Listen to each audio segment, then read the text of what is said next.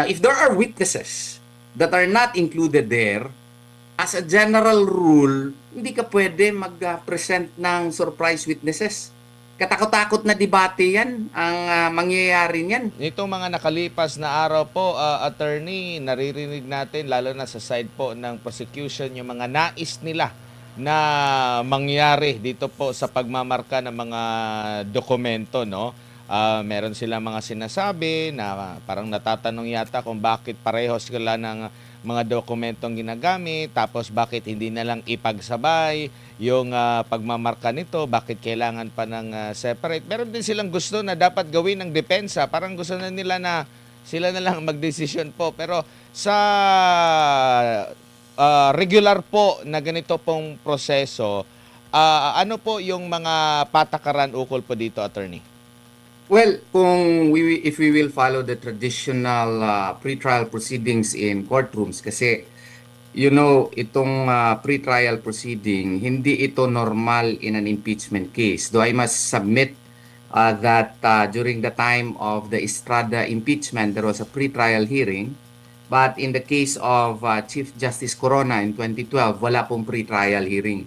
So depende talaga yan sa Senado, no, if they will conduct a pre-trial hearing. But granting for the sake of argument na dito inallow yung pre-trial, yung prosecution una ang magmamark ng evidence, at saka yung prosecution cannot dictate on the defense as to how they will likewise mark their evidence. So una talaga yan ang prosecution, pagkatapos yung depensa naman ang magmamark ng kanilang evidence. Ang problema lamang dito ay a number of documentary evidences and even witnesses are similar, no? Pero just because there are a number of documents which are likewise the documents for the defense, does not mean that the prosecution can now dictate upon the defense as to when should it mark. The defense can mark their evidences after the marking of the prosecution shall have been finished. Yan po ang ordinary rules po dyan sa korte na pre-trial na ginagawa. Meron pong nabanggit yung sa depensa na may pagkakataon na sinasabing same daw yung dokumento pero may missing na pahina doon sa prosecution, sa kanila kompleto. Meron din daw na same daw na dokumento pero yung isa photocopy, yung isa certified true copy, attorney. So, okay lang na magkaroon talaga ng separate, iba yung pagmamarka ng hawak ng depensa at prosecution. Yes. Wala talaga sa rules yan na ang prosecution na ngayon ang magdedetermine kung kailan mag-mark yung defense. The prosecution cannot dictate upon the defense, the other side, as to when it will mark, no? Kasi una talaga yung prosecution, and this is made more important, more relevant in the light of the fact na yun nga, may mga exhibits yung prosecution na wala naman marka pala yung likod, at saka yung iba certified true copies, ang iba hindi certified, photocopies lang. So with more reason that the defense should be given the chance to observe first insofar as the evidences marked by the prosecution is concerned. Kasi ang rule kasi dito, yung prosecution has the burden of proof. No? Has the burden of proof. So, the defense has the right to look at the evidences being marked first by the prosecution. And the prosecution cannot dictate the defense as to what to do and when to do it. That's the right being enjoyed by the defense. Kaya nga kami, most of the time, lawyer kami na akusado in criminal cases, no? Or even in administrative cases, tingnan muna namin kung yung mga ebidensya na ba nila na minamark, would it be sufficient to, find in civil cases preponderance of evidence? Kasi baka kung hindi makaabot ng preponderance of evidence doon, so we have the right to determine also which of the documents we are going to mark, no? Yan ang proceeding, yan ang ginagawa natin in ordinary proceedings, and I cannot see why that cannot be followed also in impeachment cases. Opo, normal lang din po ba na halimbawa during pre-trial pa nga meron ng puna itong prosecution, no? Patungkol nga dito sa kalaban nila sa depensa, meron pa silang pagsasabing tunog lata, meron pa silang mga puna bakit hindi daw humarap ng personal ang pangalawang pangulo. Sinasabi nilang may mga mali na ginawa ang depensa or sa panig ng pangalawang pangulo. Hindi po ba kung sa totoong buhay, kung nakikita mo ang kalaban mo'y gumagawa ng mali, hayaan mo lang, ano ba ang ting- tingin mo dito, attorney? Parang ang sa tingin ko lang they are playing with the people, with the pulse of the people. They want to make it appear na malakas yung kaso nila at yung depensa ay mahina. Nakakalimutan nila na sila ang may burden of proof. Sila ang nang-aakusa, kinakailangan talaga na sila yung mag-properly mark ng evidence because they have the burden of proof.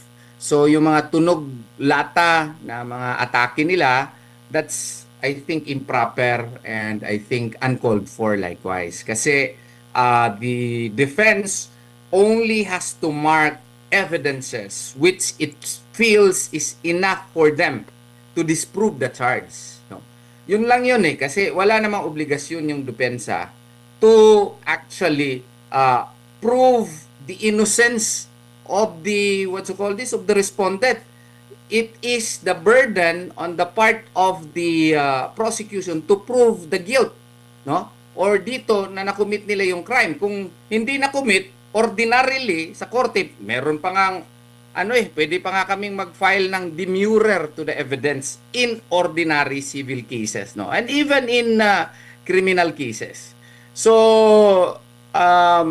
it is a matter of strategy on the part of the defense na titingnan nila, wala naman kaming burden dito. Kayo man ang burden. So, tingnan muna namin kung ano yung mga ebidensya na minamark ninyo. Kasi kung sa tingin namin hindi naman enough yun, wag nyo kaming sisihin. Kasi burden nyo yan Trabaho nyo yan na i-prove yung mga paratang ninyo. And to comment that the defense is tunog lata is uncalled for and improper also. Dapat stick lang sila kung ano yung mga ebidensya na wag na yung mga side comments. May gabi, sir. Si MJ po ito. Sir, marami Yes, po sir. ang mga nagsasabi at nagtataka doon sa pahayag na pwede raw ang surprise witness sa impeachment trial na mismo. Di ba po yan ang sinusolve ngayon sa pre-trial conference? Yes, actually, yung surprise witnesses, once there is already a pre-trial order, I believe that the impeachment court will issue a pre-trial order. In law, when I teach my students, no, para maintindihan, once there is already a pre-trial order, it becomes the Bible of the case. So if it is the Bible of the case, it defines the parameters upon which the case shall be tried by the court. In this case, the impeachment court. Now, if there are witnesses that are not included there, as a general rule, hindi ka pwede mag-present ng surprise witnesses. Katakot-takot na debate yan ang mangyayari niyan, no? Kasi nga po, lahat ng mga witnesses mo i-identify mo na doon sa pre-trial proper at saka kinakailangan na kinakailangan na nandun sa lahat ng mga lahat ng mga armamento mo nandun nakasaad na sa pre-trial order except lang kung may express reservation ka. And under the rules, even ordinary rules now, no, of court, the reservation should be specific. It should be specific in the sense that there should be identification of who shall be that witness and the nature of his testimony. And as a matter of fact, if it is documentary evidence, you should describe it in advance. It is just that during the pre-trial, it was not with you, but you have to describe it with specificity. Yan yung requirement na ngayon po sa ating rules of court insofar as documentary evidences are concerned and witnesses are concerned.